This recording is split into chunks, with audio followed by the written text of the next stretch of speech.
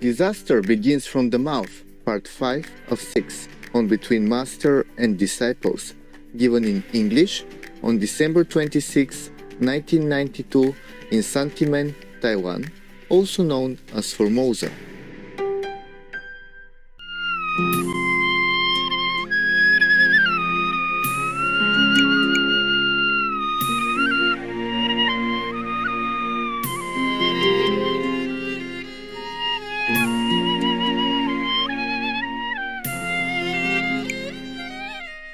And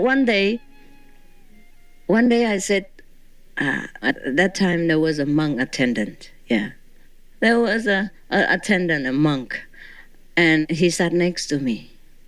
And then I said, let's go now. We meditated together and said, let's go now. And then I said, well, I wanted to tell them something before I go, but I see the other monks were meditating so deeply and so quietly. I hate to disturb them. I'm afraid to disturb them. So what do? I asked the attendant. He said, don't you worry. Once you get up, everybody gets up. They sit like that, but they know exactly what time to get up. So don't you worry, because already nearly time. I said, it's nearly time, but I saw they sat so quietly. I dare not move, you understand? I dare not talk. I said, don't you worry. It's always like that. So that is the story of Mel Lee. Yeah.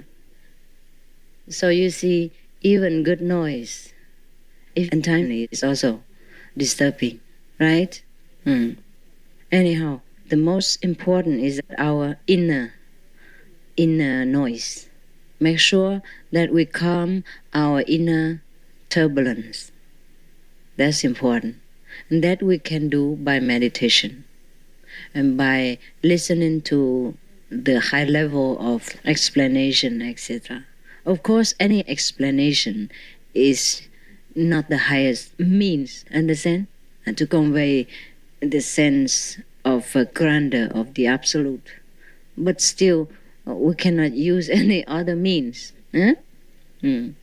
So we have two kinds of enlightening tools. One is inside and one is outside. Some need it inside, some need it outside. Some need both, and some need none because he doesn't understand anything. Neither inside nor outside. And that is superb. In that case, whether he sits here or he sits in the supermarket makes no difference. At that time you say, wow, he's above discrimination. But after a while, after you reach some capital of enlightenment, you also feel that way. Indiscriminating, anywhere you go. Whether to sit in a supermarket or you sit in the Himalayas, is the same to you. But that is not the same to the first person that we just referred to. Understand? Yes. Therefore we say the sage seems like the ignorant. But it's not so. So sometimes the Zen people say, after you practice for a while, yes, you see the river as not river, mountain is not mountain. But after great enlightenment, you see mountain as mountain, river as river. You're back to nothing. Therefore, when you have no experiences, maybe you are experiencing the greatest enlightenment, who knows?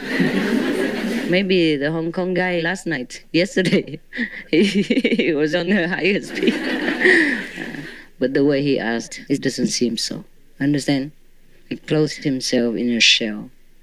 But he will come out of it later, if he wants to.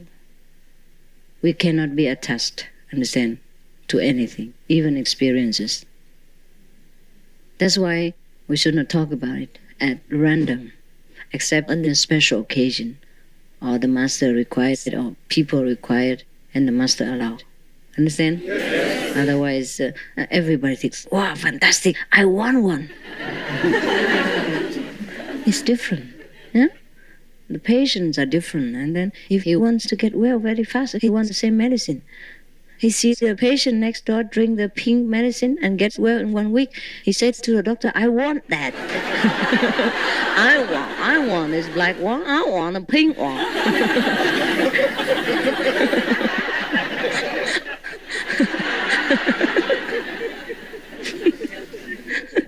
Is that so funny? Yeah.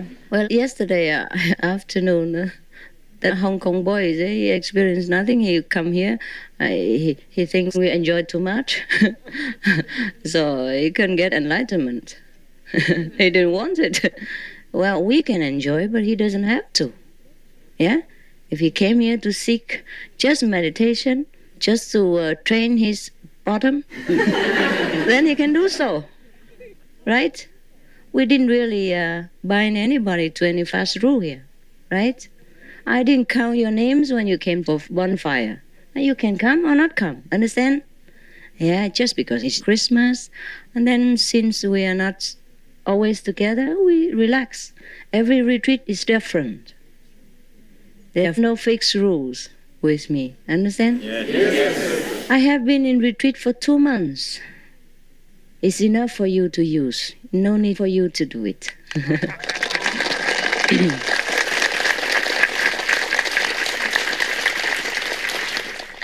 Yeah. No? Yeah. We are one, so whatever I have, I can give you.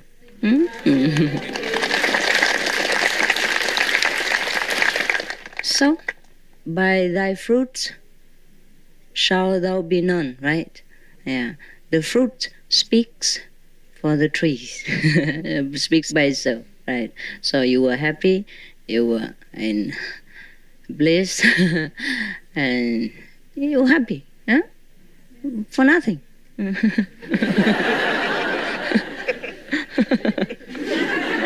didn't do much. You just lay there and enjoy the nirvana. Yeah, it happens, yeah. Sometimes the parents are very rich, and you can get something out of that without having to work hard. But you can work later, right? Yes. So anyhow, the boy, this Hong Kong boy, he complained like that I enjoyed too much, not strict with you. He missed the point. He forgot to enjoy, and then he didn't get it. And he said, I don't have anything. Yeah, we cooked for him, we invite him, he didn't eat it, and he said, I got nothing. And blaming us for cooking too much. Right? Okay. So anyhow, after that, I went back to my tent, and we were talking with the attendant about this thing. And the attendant understood. Said, oh my God, this guy. Understand? He understood everything, but that guy didn't. I said, never mind. Because I was feeling sorry for that guy also. So we talk about that afterward. And then something like what? Forgotten. I forgot what I wanted to say. My God, getting old.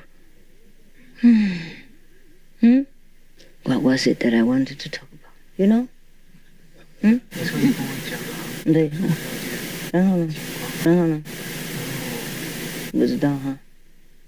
wanted to say what about that?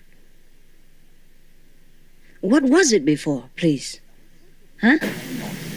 Make noise. Oh, yeah, right. So that guy, he complained that he didn't have anything much, that he didn't come here for singing and bonfires, understand? We had that only last night, or the night before, really, just for a few hours. And the rest of the time, can meditate, right? Yeah. He doesn't have to join in. He doesn't have to eat even, if he doesn't want to. Yeah. So people blame things on people or on the surrounding. That is when their attention is still fixed on the outside. That's why they could not go inside. Understand? Yes. Yes. If you were disturbed by the noise, you know what to do. Just put pebbles in your ears.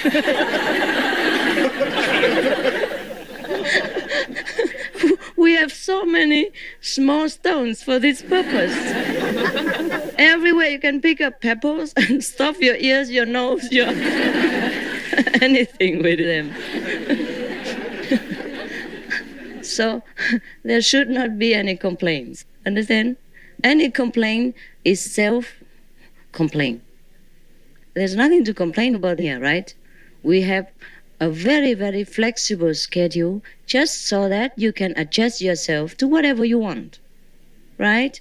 Because sometimes you cannot meditate in the morning because of the time difference, yeah? America, Taiwan, different times. So maybe you wake up in the morning, but you feel sleepy. So you make up for that later on, afternoon, or the break time, whatever you want, right? Yes. And also some people are not used to with meditating in the morning. They meditate at midnight. Whatever, understand? Yes. So the whole time is free, but you are responsible. You know what you come here for. Do I have to smack your bottom and say, hey, you know what you come here for? Sit. You are no dogs. Understand? You are no dogs that I have to run around and say, sit. Right? You know what you come here for. You've been here before. Or you have known about me before. You know what the retreat is. And if you don't know, you can ask the next person, what do we come here for? And if you don't, that's your problem. I'm not responsible for it. Understand? Yes. So he put the blame on me, that I'm not so strict in this retreat, that I wear some nice clothes, that I sing with you, etc. Understand? Yes. It's my choice. Yeah? I don't have to be like you. I'm the teacher. Yes. I have no problem.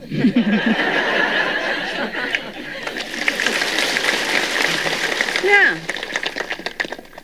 I have graduated.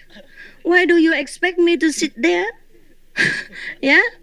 And abuse my bottom over some of the examination topics, right? It's you who has to take examination. I'm just standing around looking about and waiting for you. Yeah, understand? Yes. So make no mistake and don't cheat yourself and try to cheat me. Cheat me out of my joy, my freedom, and my right. If I'm bound the way you are, how can I guide you? Understand? Yes. So, you understand now, the mind is tricky. It blames everything except itself. Yeah? The self-righteous person says, it's because of you I have not become the Buddha in 7 days. In the past, I used to become the Buddha in 7 hours.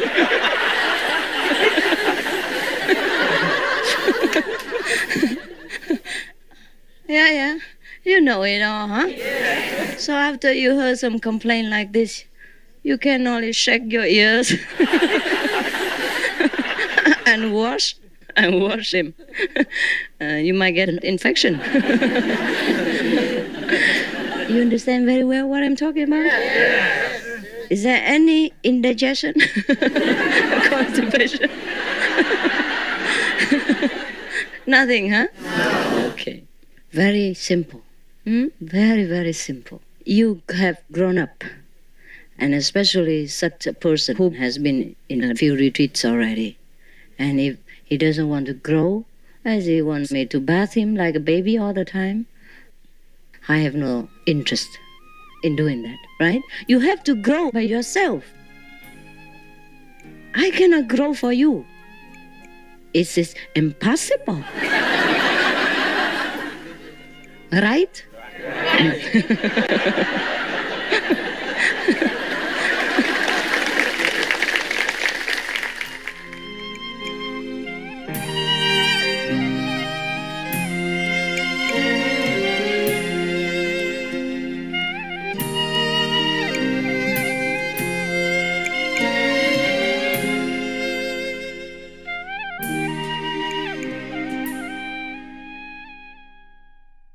In fact, eating meat not only impairs compassion, It is also harmful to health.